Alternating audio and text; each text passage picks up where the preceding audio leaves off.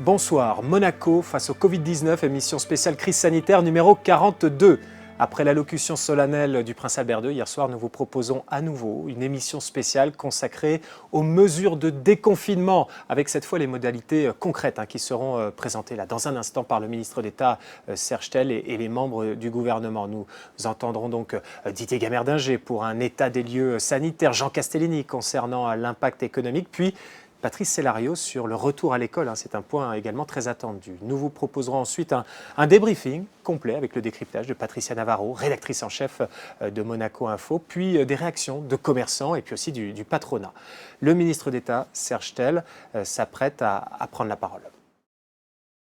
Chers Monégasques, chers résidents, le 4 mai prochain, comme annoncé par le prince souverain, nous allons pouvoir sortir de chez nous.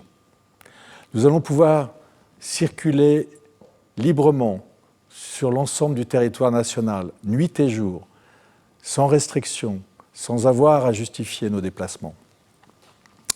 Le 4 mai prochain, après 49 jours de confinement, nous allons progressivement lever ces mesures de restriction. Ce résultat, nous vous le devons, nous nous le devons. C'est le résultat d'une situation qui a été maîtrisée grâce au respect collectif des gestes qui avaient été préconisés. En effet, la principauté n'a jamais connu le pic épidémique qu'on redoutait et que vous avez vu dans d'autres pays. Dans les pays limitrophes, mais ailleurs, les hôpitaux débordés. Nos structures sanitaires ont réussi à faire face. Nous avons eu 94 cas positifs et nous avons à déplorer 4 décès, dont un seul résident. Je veux, au nom du gouvernement princier, exprimer ma solidarité à l'égard des familles qui ont connu dans ces moments difficiles cette épreuve. Nous avons réussi à contenir cette épidémie grâce aux décisions prises, mais aussi au courage et à l'efficacité du personnel de santé, de notre personnel de santé. Nous les remercierons jamais assez. Pourquoi nous pourrons donc ouvrir le 4 mai ? Précisément parce que nous avons réussi, sans triomphalisme aucun, à faire face à cette épidémie. Et nous devons continuer à le faire. Nous devons maintenant continuer à le faire dans des conditions différentes, et c'est le plan que nous allons vous annoncer, la levée progressive des restrictions vous sera présentée par les différents conseillers ministres, M. Gamerdinger, pour la partie sanitaire, qui structurera le travail des uns et des autres pour la reprise économique qui vous sera présentée par Jean Castellini. Et puis la question sensible des écoles ou de la réouverture des écoles vous sera présentée par M. Patrice Célario. Nous avons réussi à contenir cette épidémie grâce au respect d'un certain nombre de ces mesures, je l'ai dit, et nous allons maintenant passer à une nouvelle étape. Cette étape, ce ne sera pas la vie d'avant. Nous avons maintenant, collectivement, le devoir de vivre avec un virus que personne ne connaît vraiment, un virus qui surprend les plus pointus de nos immunologues ou de nos scientifiques. Mais c'est nous qui allons adapter nos comportements, notre travail, notre vie sociale, notre façon de circuler, notre façon de prendre les transports en commun. C'est nous qui allons nous adapter à ce virus et pas l'inverse. L'idée méthodologique est une idée de progressivité et de prudence.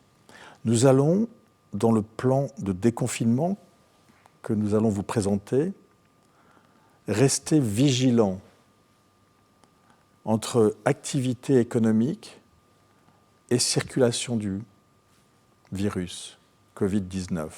Nous allons en permanence continuer à monitorer la propagation éventuelle du virus pour éviter que cette propagation encombre nos structures de santé, qui sera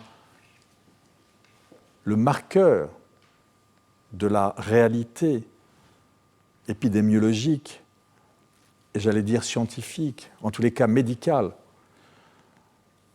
de notre contrôle de l'épidémie. Nous devrons porter des masques. Nous y reviendrons. Nous devrons continuer à respecter les gestes barrières que vous connaissez maintenant, le lavage des mains et la distanciation sociale. Nous y reviendrons. Mais c'est à ce prix, et à ce prix seulement, que nous pouvons collectivement envisager de reprendre une presque vie normale. Je dis presque parce que les restrictions continueront à peser. Et le phasage, 14 jours par 14 jours, des mesures que nous allons vous expliquer, continueront à peser certainement sur notre façon de vivre, mais nous permettront, et c'est un élément essentiel, de retrouver une vie sociale presque normale. L'objectif du gouvernement, dans cette circonstance exceptionnelle, c'est de continuer à protéger en priorité la santé des personnes. Mais c'est aussi de continuer ou de reprendre notre activité économique pour protéger la santé de nos entreprises. Nous devons trouver en permanence un équilibre entre la santé qui ne sera jamais sacrifiée et l'économie qui doit absolument repartir. Nous ne pouvons pas sacrifier le présent ou sacrifier l'avenir. Nous devons maintenir le présent et l'avenir dans le même mouvement.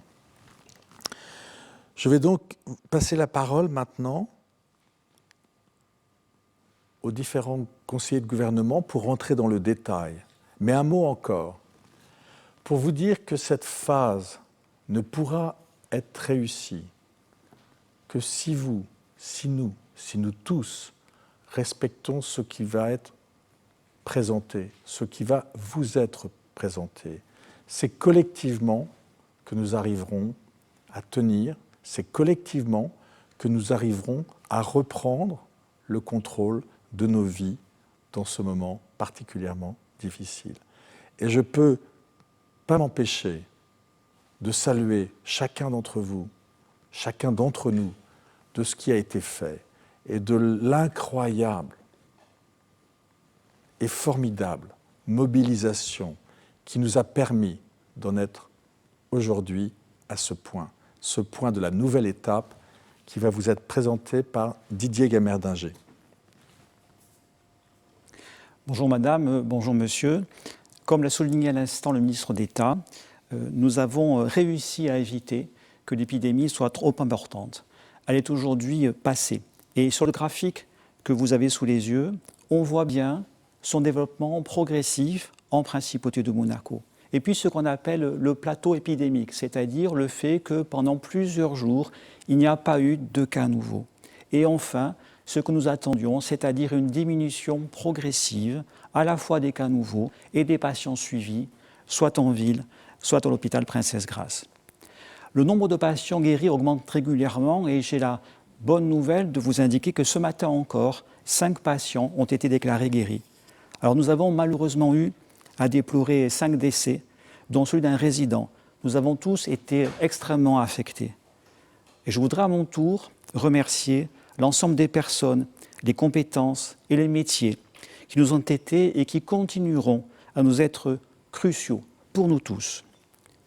La levée du confinement doit se faire avec volontarisme et en même temps avec prudence. Il nous faut aller résolument de l'avant, tout en observant évidemment le comportement de l'épidémie. Chaque phase de mise en œuvre du processus de retour aux activités doit s'accompagner d'une très grande vigilance. La réussite de chacune de ces phases permet d'envisager la phase suivante. C'est ce qu'on appelle le stop and go. On regarde, si ça fonctionne, on continue. Si ça ne fonctionne pas, nous attendons pour éviter le retour de l'épidémie. Nous faisons confiance à chacun. Nous estimons que les résidents, les opérateurs économiques, les salariés, tous seront capables de porter cette responsabilité conjointe. Nous sommes tous en charge de cela et soucieux de réussir ensemble. Alors cette levée de confinement, à quelles conditions peut-elle s'exercer? Alors d'abord, utilisez très largement les gels hydroalcooliques. Et vous avez déjà pris l'habitude de vous laver les mains et d'utiliser les gels. Il faut continuer. Et ces gels seront à disposer dans les galeries d'ascenseurs, dans les espaces publics, dans les grandes surfaces et dans les commerces, à l'entrée, aux toilettes et au niveau des caisses. Assurer un nettoyage régulier des parties communes, des ascenseurs, des boutons d'ascenseur, des poignées de porte, des terminaux de paiement quand on compose son code confidentiel pour payer par carte. Utilisez évidemment très largement le masque. Le masque, c'est une mesure incontournable de la sortie du confinement. C'est une mesure qui va accompagner notre réussite conjointe. Alors le masque, il est très fortement recommandé dans les espaces extérieurs. En revanche, si vous voulez prendre un transport en commun, si vous voulez rentrer dans un commerce, si vous voulez être dans une file d'attente pour rentrer dans un commerce ou à l'extérieur d'une galerie commerciale, vous devrez porter un masque. C'est la seule solution pour nous protéger tous. Et une très large pédagogie sera mise en œuvre pour expliquer le masque, comment on le porte, le masque en tissu, comment on doit le laver le soir et comment on le repasse pour le réutiliser le lendemain. Autre élément fort de cette réussite conjointe, c'est la mise en œuvre des mesures de distanciation sanitaire. Alors d'abord, réguler l'accès de la clientèle dans les commerces, avec une distance de sécurité sanitaire à respecter. Alors, à Monaco, nous avons considéré que ce serait 1,50 m. À relever qu'en France, c'est plus d'1 mètre, qu'en Belgique, en Allemagne, aux Pays-Bas, c'est 1,50 m, c'est ce que nous retenons, mais aux États-Unis, en Italie, en Espagne, c'est 2 mètres. Donc nous sommes dans la médiane. Dans les commerces, la jauge d'accueil sera de 4 personnes par mètre carré, salariés compris. Et ce que nous avons demandé, c'est qu'à l'entrée de chaque commerce, il y a une petite affichette qui mentionne quelle est la capacité d'accueil du commerce ou de la structure. En revanche, pour les galeries commerciales, là où il y a plus de monde, où il y a du passage, nous avons demandé qu'il y ait une personne pour 10 mètres carrés, de façon à ce qu'il n'y ait pas de souci au niveau, par exemple, des escalators, lorsqu'il y en a. Dans les cabinets de soins, les salons de coiffure, les salons d'esthétique, on ne s'y rend pas spontanément, on prend rendez-vous. Eh bien là encore, nous avons demandé que cette prise de rendez-vous soit faite de manière telle que les clients, les patients se succèdent, sans qu'il y ait recours à la salle d'attente, de façon à ce qu'il n'y ait pas de croisement de personnes et qu'il n'y ait pas de préoccupation majeure.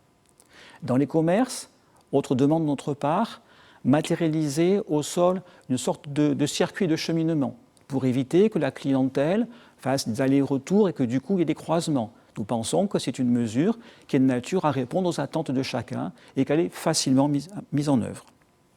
Veiller à la ventilation des commerces. Donc, on ouvre les fenêtres quand il y a des commerces et on force la ventilation quand on dispose d'un système de régulation d'air. Le port des gants. Alors, le port des gants est déconseillé. Le gant, c'est une fausse sécurité. On peut avoir tendance à considérer qu'on est protégé, mais en fait, le gant se pollue. On ne se lave pas les mains quand on a des gants.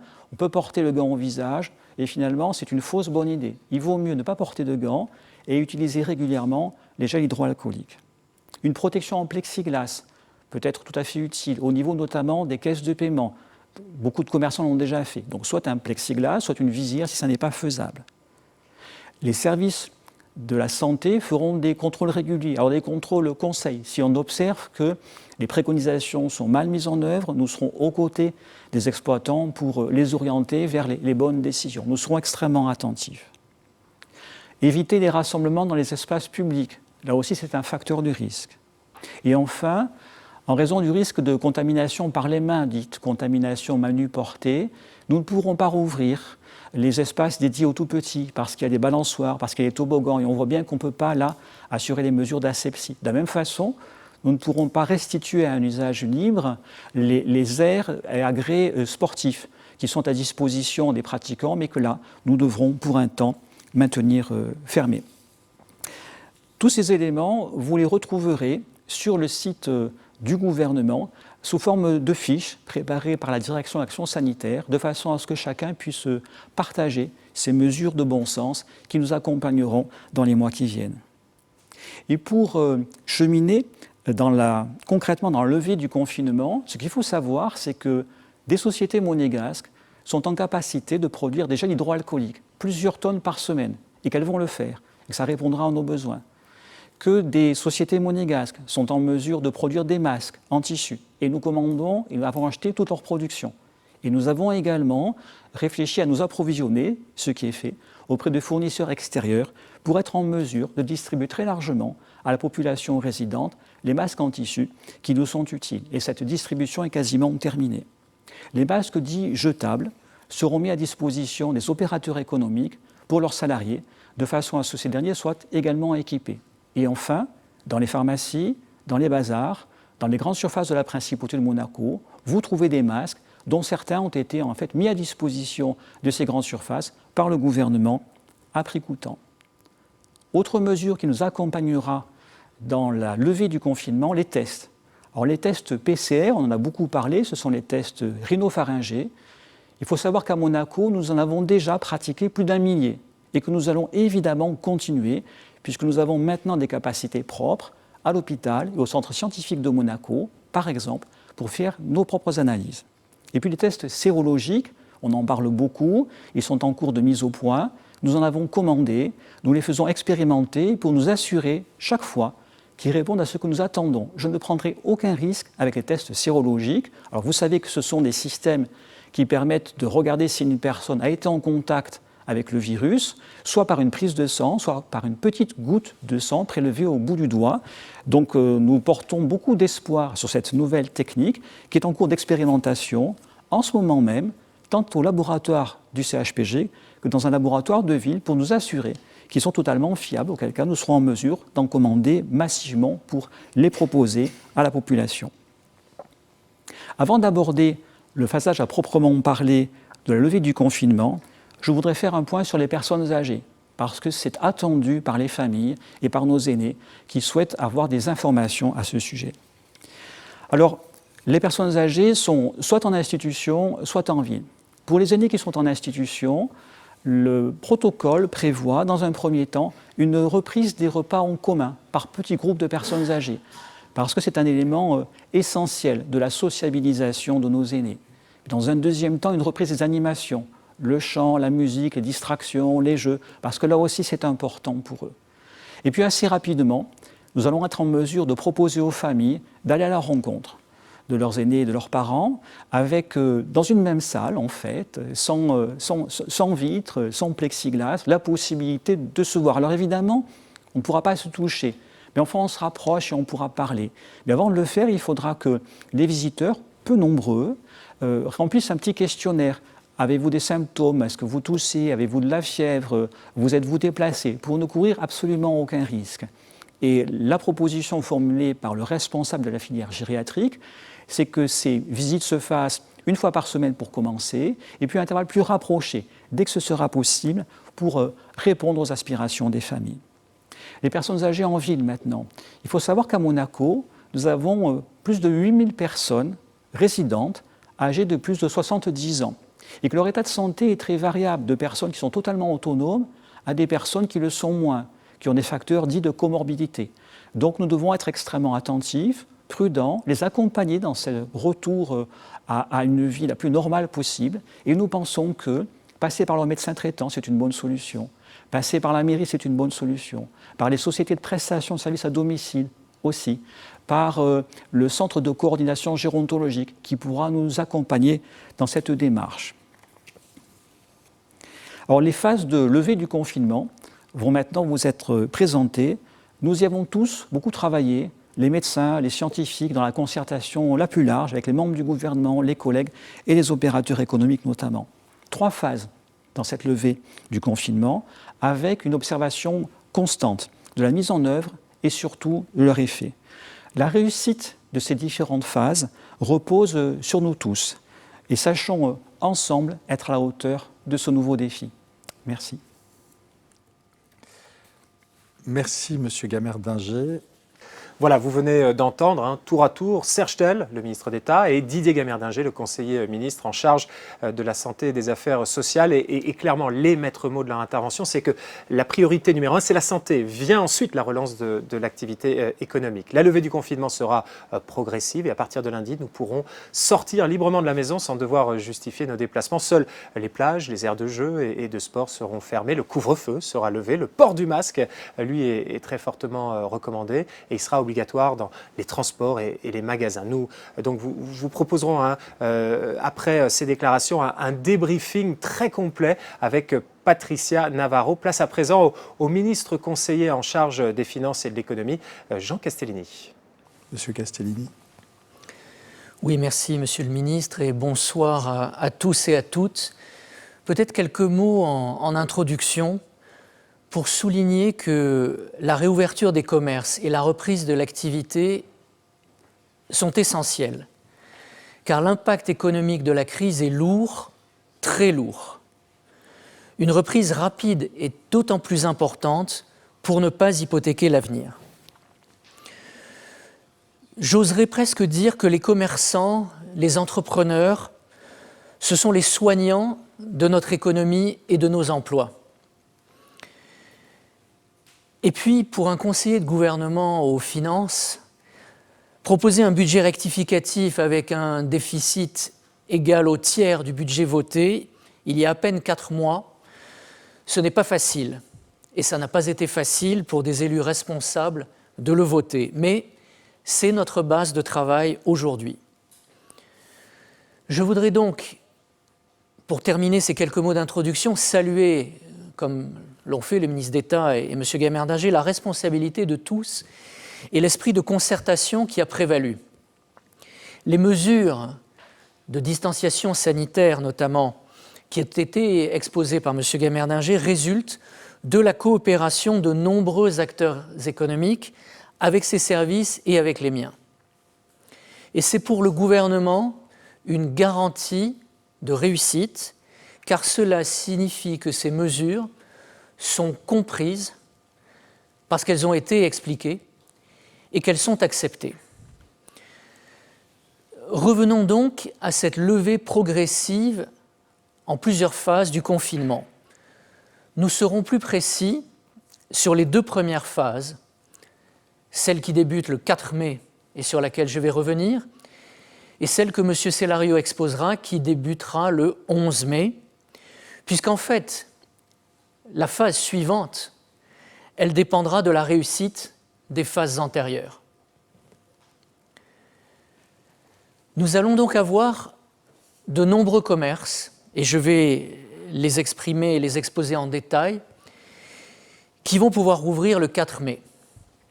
En fait, tous les commerces, avec une jauge, je vous la rappelle, 1 personne pour 4 mètres carrés, personnel compris, et dans les centres commerciaux, de manière générale, une jauge à l'intérieur limitée à 1 personne pour 10 mètres carrés. Les mesures de distanciation, elles ont été d'ores et déjà exposées.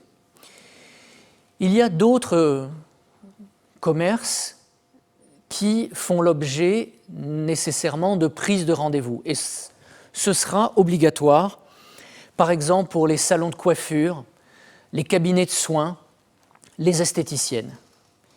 Elles seront ouverts, disponibles, mais sur rendez-vous. Il y a la question également des lieux de culte.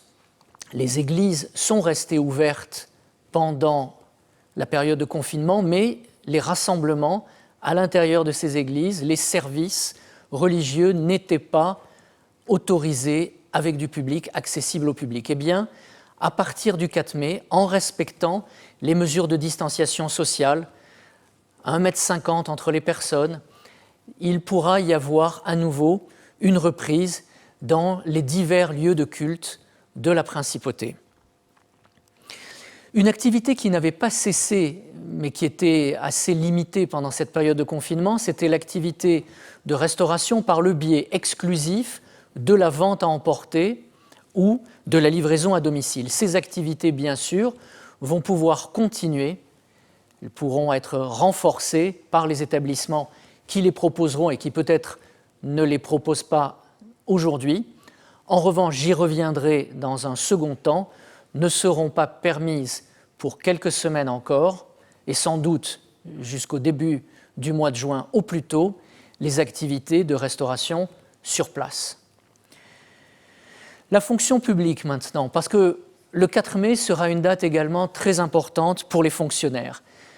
Le 4 mai marquera la reprise progressive de l'activité des services de l'État qui fonctionnait depuis 1 mois et demi, depuis le 18 mars exactement, sur la base d'un plan de continuité. Cette reprise va permettre à nouveau à l'administration d'assurer l'intégralité de ses missions tout en respectant les mesures sanitaires. Le travail et les réunions à distance, toutefois, continueront à être privilégiés dans la fonction publique. Le télétravail pourra continuer, les réunions à distance également. Tous les services, en revanche, accueillant traditionnellement du public seront ouverts à compter du 4 mai. Et en fonction de la configuration des lieux, un peu comme pour certains commerces, l'accueil du public pourrait s'effectuer uniquement sur rendez-vous. Je voulais saisir l'occasion qui m'est donnée ce soir de remercier l'ensemble des fonctionnaires et des agents de l'État qui ont été très fortement impliqués dans la gestion de cette crise au quotidien et dont certains étaient au plus près des malades.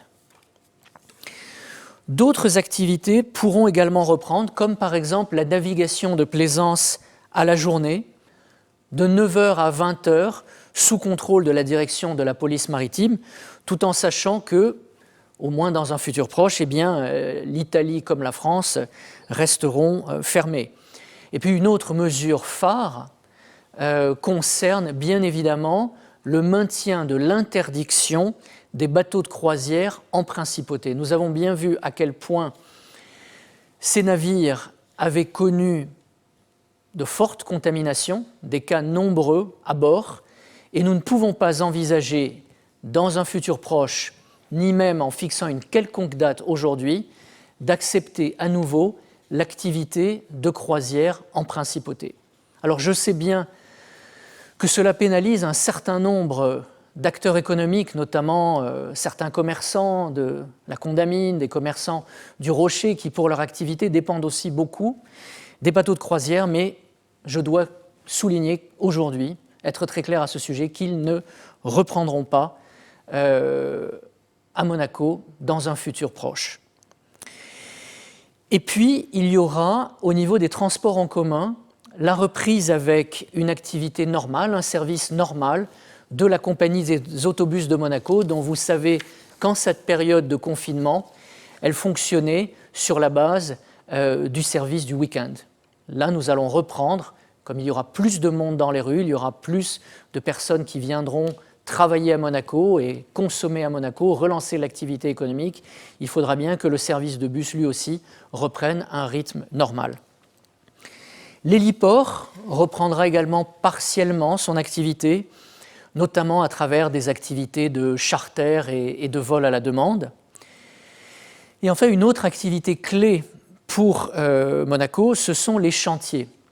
Alors, l'activité des chantiers, elle s'est poursuivie, mais évidemment de manière très très limitée pendant la période de confinement, avec très peu de chantiers qui étaient en activité, avec des mesures sanitaires très strictes et très claires et très comprises de tous. Vous avez vu qu'il y a quelques jours, un autre important chantier à l'entrée ouest de la Principauté a redémarré. Eh bien, progressivement, à partir du 4 mai, les chantiers publics comme privés pourront reprendre, là encore en adoptant des mesures sanitaires extrêmement strictes et contrôlées par un certain nombre d'acteurs extérieurs et de services de l'État pour s'assurer donc de la bonne marche de cette activité essentielle aux revenus, aux recettes de l'État à Monaco. Et puis nous arrivons donc probablement à une troisième phase. Il faut encore la seconde phase qui débute le 11 mai M. Célario l'exposera dans quelques instants. La troisième phase, elle est conditionnée au succès de la première et de la seconde. Et c'est donc pour cela qu'au plus tôt, avec des dates plus précises à confirmer, et donc sous réserve que tout se passe pour le mieux avec les deux premières phases, nous pourrons envisager, à partir du début du mois de juin, la reprise d'un certain nombre d'autres activités économiques, et notamment ce qu'on appelle les lieux de divertissement, une catégorie qui comprend les bars, les restaurants, les boîtes de nuit, les cafés, les salles de sport. Mais je veux vraiment être très clair ce soir, la réflexion est encore en cours et il faudra éviter de basculer trop vite dans la réouverture de ces lieux de divertissement au risque d'anéantir les efforts fournis dans les deux phases précédentes. Et en plus, très rapidement, je vais citer quelques exemples, vous allez vous rendre compte que ces lieux de divertissement obéissent à des fonctionnements qui peuvent être très différents les uns des autres. Prenez l'exemple de petits restaurants qui vont devoir respecter des mesures de distanciation sociale par rapport à des plus grands établissements. Prenez l'exemple de ces établissements qui, par exemple, peuvent profiter d'une terrasse ou d'un espace extérieur par rapport à ceux qui ne peuvent compter que sur leur salle. Pensons aussi, cela a été dit, à certains commerces ou à certains bureaux où seront mises en place, par exemple, des séparations avec des plexiglas. Tout cela demande encore à être réfléchi, à être affiné. Nous avons commencé à le faire, bien évidemment, avec la présidente de l'AIHM et avec les professionnels de son groupement. Nous avons besoin, avec eux encore, d'un peu de temps pour affiner les mesures. Et vous l'avez bien compris, ce sera conditionné au succès des phases qui les précéderont. Cette phase donc 3, elle s'étendra dans la durée et nous irons du plus simple au plus compliqué. Là encore, un lieu d'exposition, c'est un lieu dans lequel circulent beaucoup de personnes, contrairement peut-être à une salle de sport où l'on retrouvera beaucoup de gens au même endroit, au même moment, qui transpirent, qui interagissent.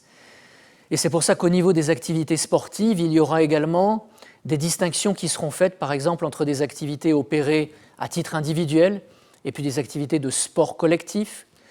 Mais même au niveau des activités individuelles, on ne peut pas, par exemple, considérer de la même manière un stand de tir ou une salle de squash.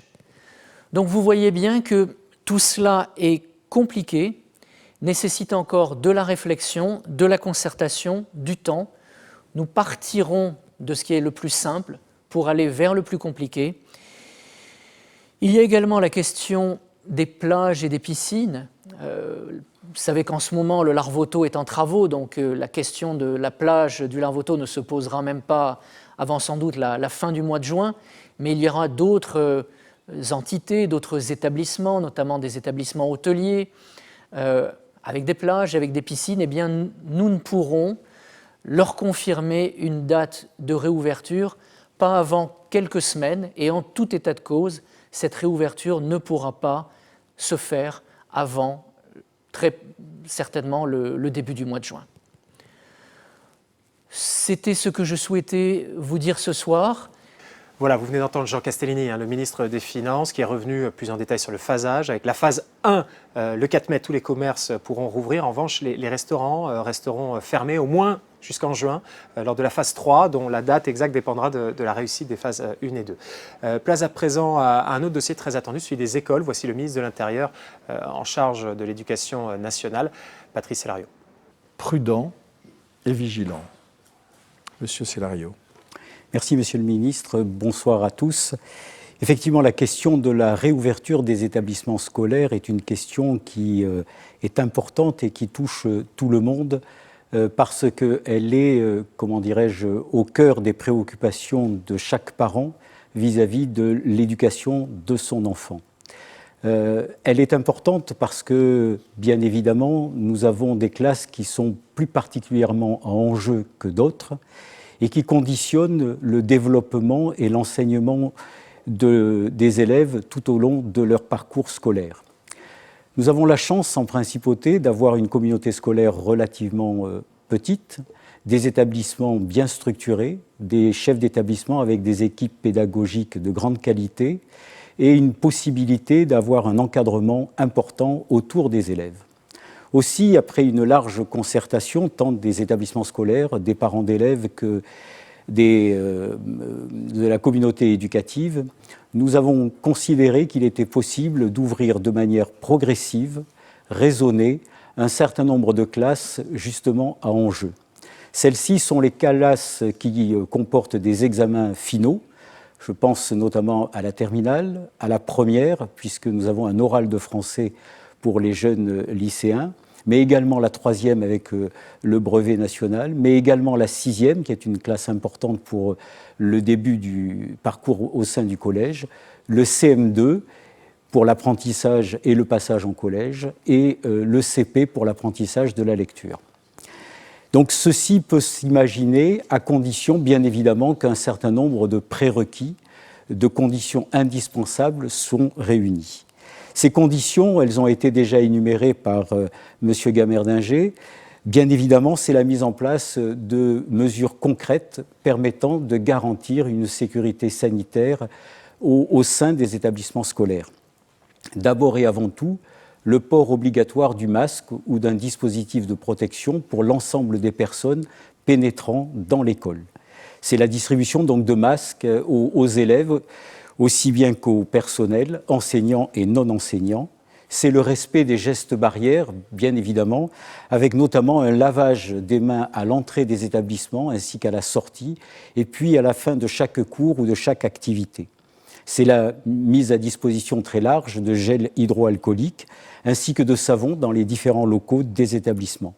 C'est également la désinfection fréquente, régulière, de non seulement les locaux utilisés par les élèves, mais également des équipements de l'établissement.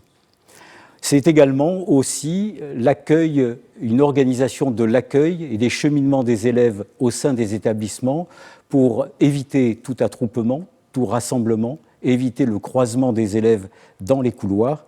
Donc c'est un retour à l'école par des demi-groupes pour avoir des effectifs maîtrisés. C'est le maintien des élèves dans une salle de classe de manière à ce qu'il n'ait pas de mouvement de circulation au sein des établissements. C'est également l'absence de reprise de la cantine scolaire, mais également l'absence de reprise de l'enseignement physique et sportif qui présente davantage de risques du point de vue sanitaire. Alors, en termes de phasage, quelque chose de progressif et qui permettra de vérifier que l'ensemble des mesures sont parfaitement non seulement appliquées, mais que l'ensemble du processus est totalement maîtrisé. En commençant par le plus simple pour aller vers peut-être le plus compliqué. Première phase, le 11 mai, le calendrier étant bien évidemment en fonction de l'évolution de l'épidémie, mais le 11 mai, donc retour des classes des lycéens, c'est-à-dire des classes de première et de terminale des lycées d'enseignement général. Les secondes restent à la maison, ce ne sont pas des classes qui présentent le même enjeu que les premières et les terminales. C'est également le retour à l'école des classes de première, de terminale et de BTS du lycée technique et hôtelier de Monaco. Donc l'ensemble des autres élèves du lycée, des lycées, restent à la maison et bénéficient bien évidemment d'une continuité pédagogique à distance. Une deuxième phase, le 18 mai, une semaine plus tard, c'est le retour à l'école des collégiens des classes de 6e et des classes de 3e. Là encore, focalisation sur des classes à enjeu. Les collégiens des classes de 5e et de 4e restent à la maison et bénéficient de la continuité pédagogique au niveau à distance. Donc c'est la reprise, bien évidemment, de l'enseignement par demi-groupe. Ce sont des enseignements qui sont centrés sur les matières principales, bien évidemment. Les classes d'AIS, qui sont des classes plus fragiles, elles rentreront et auront un temps plein au collège. Une troisième phase, le 25 mai, donc une semaine après, c'est le retour à l'école des classes de CP et de CM2. Et uniquement ces deux classes-là dans l'école élémentaire, là encore, reprise des classes en demi-groupe, de manière à ce qu'on puisse avoir un enseignement centré sur les fondamentaux que sont le français, les mathématiques, et ainsi que sur les langues. Pas de retour en classe pour les maternelles, qui sont bien évidemment un peu plus compliquées à gérer. Donc je rappelle les principales dispositions de ce plan qui se veut progressif, et chaque étape, bien évidemment, sera enclenchée si l'étape précédente se déroule sans anicroche. C'est un retour des classes à enjeu, première, terminale pour les lycéens, BTS, 6e, 3e pour le collège, CP, CM2 pour les classes élémentaires, pas de retour à l'école pour les préscolaires, pour les maternelles, pas de restauration scolaire organisée dans l'école, la possibilité d'avoir bien évidemment des lunchbox, et pas de reprise de l'éducation physique et sportive qui est effectivement plus compliquée à mettre en œuvre pour l'instant. Voilà les éléments que je souhaitais exposer pour ce plan de reprise le retour à l'école. Merci. Merci beaucoup, Monsieur Cellario. Cette question du retour à l'école est évidemment centrale. Nous continuerons à vous informer des modalités d'application précises sur lesquelles nous allons continuer, bien évidemment, à travailler. Mesdames, Messieurs, chers monégasques, chers résidents, un mot en conclusion pour vous dire que ce plan est le résultat d'une concertation très large. Et je tiens à remercier toutes les parties à cette concertation, et notamment les élus du Conseil national, dont la disponibilité et l'apport a été central. Ce plan, vous l'avez compris, nous permettra de reprendre le contrôle de notre destin. Comme nous avons réussi à contrôler cette épidémie, nous devons réussir à retrouver une vie progressivement normale. Cela pourra se faire que par la mobilisation de tous, sous l'autorité de notre prince souverain. Je vous remercie. Bonsoir. Voilà pour l'annonce des modalités pratiques du déconfinement par le gouvernement que vous avez pu suivre sur Monaco Info. Nous vous retrouvons Patricia Navarro, rédactrice en chef de Monaco Info. Bonsoir. Bonsoir Yann Anthony. Le retour à une vie presque normale s'effectuera par phase. La première phase, c'est le 4 mai, la deuxième le 11 mai et la troisième début juin.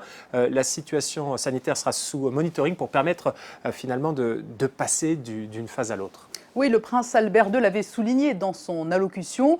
Le ministre d'État et les conseillers de gouvernement ont également tenu à insister sur cette notion de progressivité.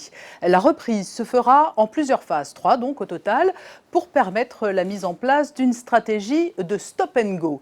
C'est-à-dire que la plus grande vigilance va prévaloir tout au long de la période de déconfinement.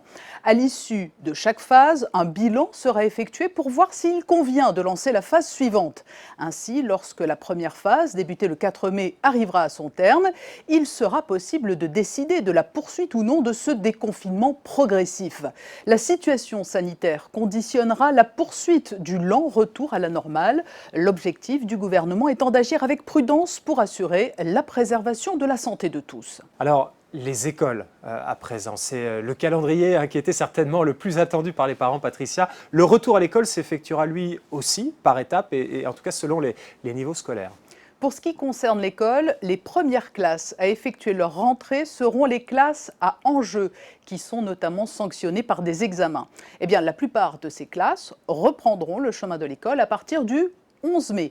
Ce sera le cas des premières et terminales, de l'enseignement général, ainsi que celle du lycée technique et hôtelier et du BTS Management en hôtellerie-restauration.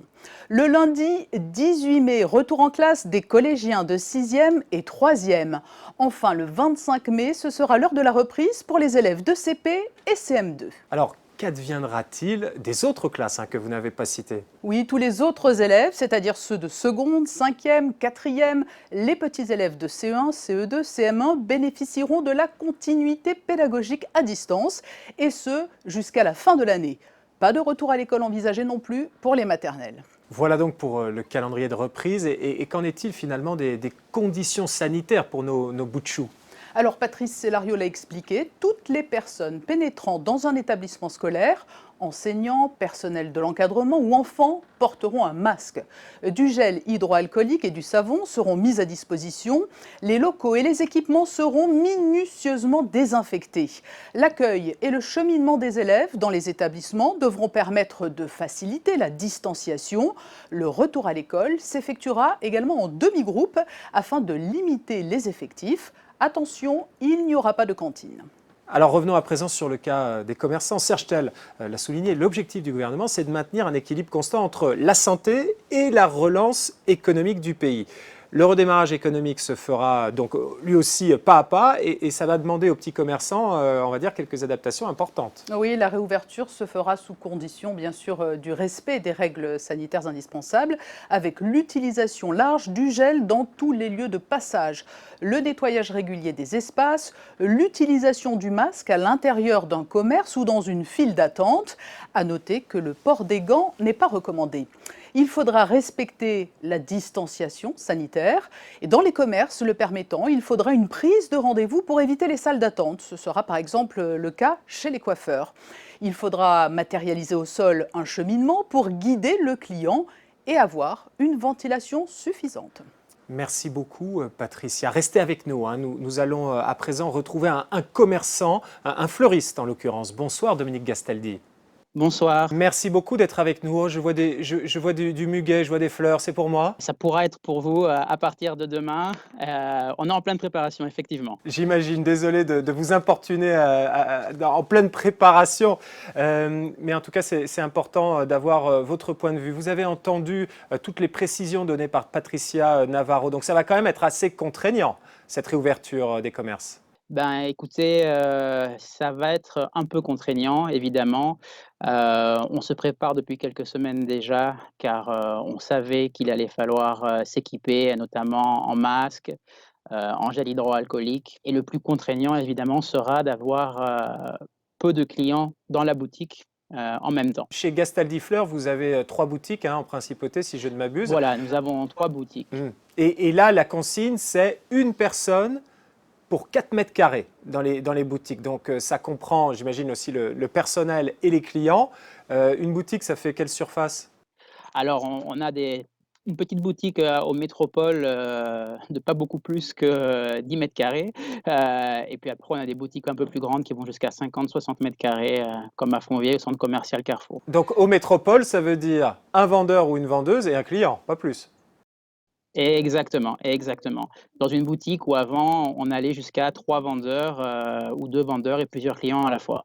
Comment vous allez vous réorganiser justement? On est en pleine planification. On va devoir recommencer avec moins d'employés et en laisser au chômage total temporaire pour le moment en tout cas. On espère pouvoir les réintégrer le plus vite possible, mais on va commencer en service minimum et on espère que l'activité va se relancer assez rapidement pour qu'on puisse intégrer toute l'équipe dans les plus brefs délais. Mais on n'a pas de boule de cristal. Comme nous tous malheureusement. Elle dépend de quoi votre activité? Parce que j'imagine que vous alimentez les restaurants en fleurs, j'imagine que quand il y a des dîners en ville, il y a beaucoup de bouquets qui sont vendus. Or là, il y aura moins de bouquets en ville, il n'y aura pas de restaurants ouverts, votre business va être impacté, ça va reprendre lentement. Complètement. On perd beaucoup de travail sur tout ce qui est la nuit à Monaco, comme vous dites, les restaurants, les soirées d'anniversaire, tout ce qui est l'événementiel qui a disparu complètement et qui n'est pas prêt pour l'instant de réapparaître en principauté. Beaucoup de bureaux, d'abonnements pour des bureaux qui sont actuellement fermés et en télétravail, qui vont sûrement le rester pendant quelques temps encore. Oui, c'est une perte de chiffre d'affaires qui va être très importante. En même temps, quand on est commerçant, quand on est entrepreneur, on a envie de travailler, on a envie de produire, on a envie de vendre. Ça doit être un sacré soulagement pour vous de pouvoir rouvrir lundi. Oui, on est très content parce que depuis le 16 mars, l'activité est complètement à zéro. Alors on a repris les livraisons depuis environ 3 semaines. Mais c'est vrai qu'on voilà, on est content de pouvoir retrouver les clients, leur servir des fleurs, comme ils le désirent et sans être limité comme c'est le cas actuellement. Merci beaucoup Dominique Gastaldi de Gastaldi Fleurs. Donc je retiens que demain, j'ai droit à mon muguet alors, hein. Demain, vous avez le droit à votre muguet, exactement. On en parlera tout à l'heure. Merci beaucoup d'être intervenu dans Monaco face au Covid-19. Bon courage à vous et bon retour aux affaires en boutique à partir de lundi. On vous retrouve, Patricia Navarro. Au-delà des petits commerçants, quelles sont les autres mesures annoncées par le gouvernement et qui concernent les entreprises ? Les restaurateurs et les professionnels de l'hôtellerie devront attendre encore un peu. Une concertation a été lancée par le gouvernement, mais pas de date de reprise envisagée à ce jour. L'héliport va reprendre partiellement. Les chantiers privés et publics devront répondre à des règles sanitaires strictes. Enfin, les bateaux de croisière ne pourront pas faire escale à Monaco dans un futur proche. Voilà, merci vivement Patricia Navarro, la star du décryptage de Monaco Info. Pour réagir à ces annonces gouvernementales, nous retrouvons à présent le patron des patrons monégasques. Bonsoir Philippe Ortelli. Oui, bonsoir Yann Nogues. Alors, vous êtes le président de la FEDEM, c'est la Fédération des entreprises monégasques. Vous représentez pas moins de 800 entreprises, donc c'est à peu près tout le tissu économique monégasque, à part les banques, à part les restaurants, à part les hôtels et le bâtiment. J'imagine que ça doit être un soulagement, ces annonces du jour pour vous. Bien sûr, nous les attendions tous avec beaucoup d'impatience, même si effectivement le confinement a été nécessaire pour protéger la santé à la fois des résidents et des salariés, mais beaucoup d'entre nous trépignaient de pouvoir démarrer le travail. Les mesures qui ont été adoptées vous semblent adaptées, trop contraignantes, parce que donc on parle de distanciation d'1,50 m. Est-ce que on sait que souvent les locaux professionnels à Monaco, faute de place, sont réduits. Est-ce que les entreprises que vous représentez vont pouvoir respecter ces consignes ? D'abord, il faut analyser cette mesure. Le 1,50 m, effectivement, il nous semble nécessaire. Et dans la mesure où ça protège la santé des salariés, il n'y a même pas de discussion à avoir sur 1 mètre, 1,50 m ou 2 mètres. C'est 1,50 m, ça nous paraît bien. Nous ferons avec. Il ne faut pas oublier qu'il y aura quand même le télétravail qui va laisser et permettre à un certain nombre de travailler de la maison. Et nous adapterons les postes en fonction de ce que le gouvernement a demandé, de telle manière à respecter cette distance de sécurité. Les entreprises seront prêtes pour lundi parce qu'il y a un petit peu d'organisation. Par exemple, pour tous les postes en vis-à-vis, il faudra des barrières de plexiglas. Le gouvernement a effectivement conseillé, fortement conseillé de mettre des barrières de plexiglas pour les postes en vis-à-vis, effectivement à plus d'1,50 m. Ça va être une adaptation au jour le jour. L'économie ne va pas redémarrer à fond le 4 mai. Nous allons redémarrer progressivement le travail, mais il faut d'abord l'autorisation de le faire. Les chefs d'entreprise ont commencé à communiquer depuis ce matin avec leurs salariés pour mettre en place les procédures, les organisations de travail, de telle manière à redémarrer progressivement. Et nous allons y arriver. Vous êtes confiant sur le fait que vous aurez tout l'équipement nécessaire, les masques, donc toute la population monégasque aura un masque, mais est-ce que tous les salariés, toutes les personnes et tous les pendulaires seront également équipés ? Le gouvernement a commandé suffisamment de masques. Il nous a indiqué, il a démarré la distribution pour les entreprises de 2 masques par jour et par salarié. Près de 5000 personnes sont en train d'être équipées et je peux vous dire que ça marche très bien. Depuis jeudi dernier, les entreprises vont chercher au stade de Monaco les jeux de masques, les masques, les boîtes de masques pour les distribuer à leurs salariés dès la reprise. Sur ce point, nous sommes assez confiants et les masques ont été distribués. Les salariés auront des masques pour exercer leur activité économique sans difficulté. Sur les autres points que le gouvernement a énoncés, ce sont des mesures d'hygiène, de distanciation sociale, mais qui nous paraissent nécessaires et en même temps raisonnables. Il n'y a rien de déraisonnable dans ce qui a été annoncé. Je pense que le gouvernement a été pragmatique et c'est important parce qu'il a conscience de l'importance de l'économie pour la principauté de Monaco. Certaines estimations, Philippe Ortelli, je m'adresse au président de la FEDEM, mais également aux chefs d'entreprise, aux patrons, certaines estimations tablent sur jusqu'à 10% de ralentissement de l'économie dans l'année à venir. Est-ce que, selon vous, ça valait le coup de mettre toutes les machines à l'arrêt, de stopper l'économie de cette manière-là? Je pense que l'économie, effectivement, va prendre un coup. Un certain nombre de secteurs d'activité ont déjà été impactés. Tout le secteur de l'événementiel, tout le secteur du tourisme, le secteur des restaurants, eh bien, ont déjà effectivement subi un énorme choc d'activité. D'autres secteurs, même dans les industries, il y a eu des arrêts industriels, d'arrêts d'activité industrielle. Par contre, les banques ont très bien résisté parce qu'elles ont pu se mettre en télétravail, parce qu'elles avaient des procédures de sauvegarde pour d'autres raisons. Si une banque brûlait, ils avaient déjà prévu les systèmes informatiques de secours pour permettre aux salariés de travailler ailleurs. Et ainsi, les banques se sont toutes mises en télétravail et ça fonctionne très bien. Les chiffres sont là. Il y a de mémoire 22 000 salariés en chômage technique, 10 000 salariés en télétravail et le reste qui continue à travailler en principauté de Monaco. Mais quand on voit les 22 000 en chômage technique sur à peu près 52 000, ça donne une idée de l'arrêt économique en nombre de salariés. On est plus proche des 30% que des 10% de baisse d'activité. Cette année va être très difficile et je pense que le PIB monégasque va malheureusement perdre entre 5 et 10% si tout va bien cette année. Serge Tell, le ministre d'État, a été très clair sur ce point et il a dit la priorité numéro 1, c'est la préservation de la santé. Ensuite, la priorité numéro 2, c'est la reprise de l'activité. Quelles sont les consignes que vous donnez à vos adhérents? Les consignes sont très claires. Respect des distances sociales, port du masque très recommandé dans les bureaux, dans les relations interpersonnelles absolument nécessaires, installation des dispositifs de protection comme le plexiglas pour toutes les fonctions d'accueil et de toute manière les fonctions d'accueil doivent être équipées de masques. Dans les commerces, tout le monde portera des masques, compris les clients. Et bien entendu, les dispositifs d'hygiène, le gel hydroalcoolique pour tout le monde. Il faut bien voir que certains pays pratiquent déjà ces mesures et réussissent à juguler le virus. Sommes-nous capables de le faire? Je pense vraiment que oui. Il y a une responsabilité à Monaco des résidents et des salariés. On l'a vu déjà pour tous ceux qui ont été présents durant ces 7 semaines. Les règles du jeu ont été respectées.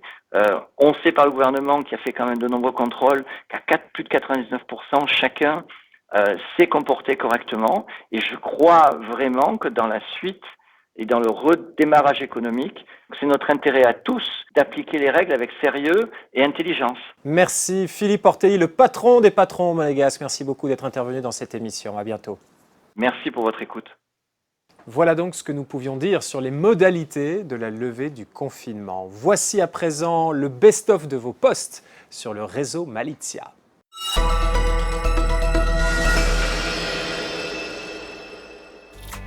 Quand le monde entier te persécute, tu te dois de persécuter le monde. C'est pas ce qu'on m'a appris. Il te faut peut-être une autre méthode. Répète après moi. Hakuna Matata. Quoi? Hakuna Matata. Ça veut dire pas de soucis.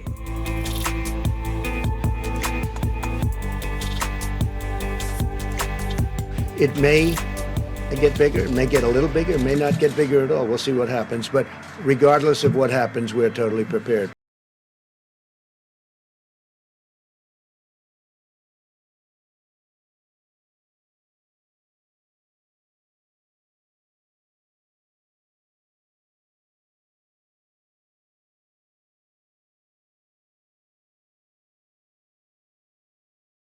À présent, faire le point sur les infos pratiques du jour avec vous, Alexandra Pani.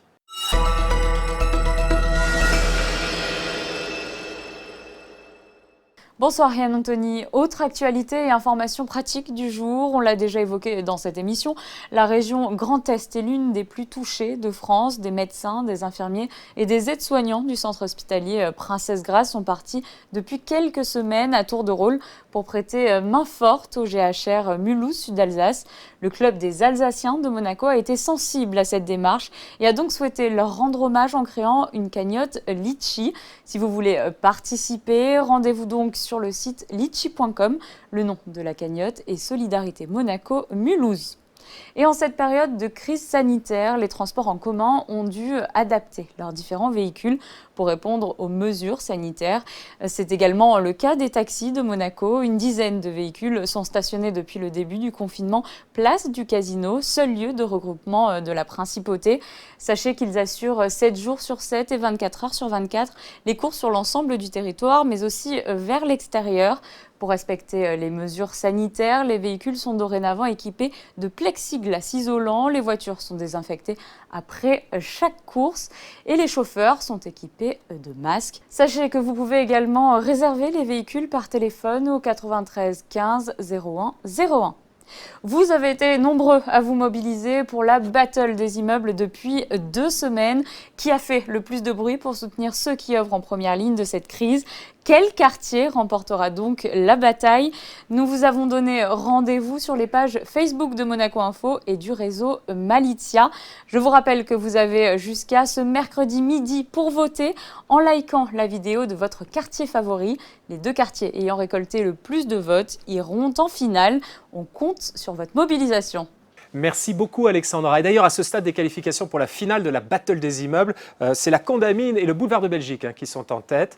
Vous ne trouvez pas votre quartier ou celui qui vous a fait le plus vibrer parmi ces deux-là? Alors allez voter, allez liker sur Facebook, sur la page du réseau Malizia. La finale aura lieu jeudi soir. Il y aura d'ailleurs un match dans le match, parce que Ferxel prendra le micro dans l'un des 2 quartiers et je prendrai le micro dans l'autre pour vous faire du bruit. Les résultats seront connus vendredi et le cadeau surprise sera donné samedi. Allez, place à présent au best-of des réseaux sociaux.